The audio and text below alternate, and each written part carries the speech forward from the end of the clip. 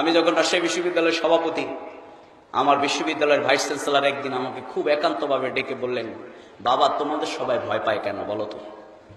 আমি বললাম যে কেন ভয় পায় তা তো আমি জানি না।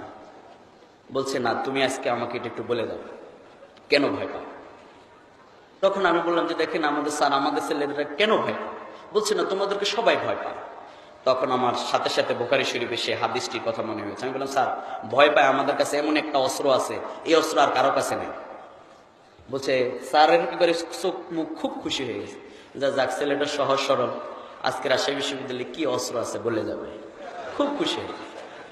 আমি বললাম, স্যার আমাদের কাছে একটা অস্ত্র আছে, এটা কারো কাছে নেই। বলছে বাবা কি সেটা? সবাই ভয় পায় তোমাদের।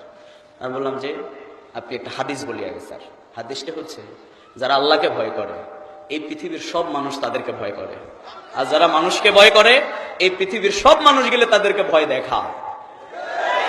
ছাত্র শিবিরের কর্মীরা গভীর রাতে আল্লাহকে সিজদা করে ভয় করে যে অস্ত্রকে সামনে এই পৃথিবীর কামান গোলা বারুদ দিয়ে ছাত্র শিবিরের সেই অস্ত্রকে কেউ মোকাবেলা করতে পারবে না।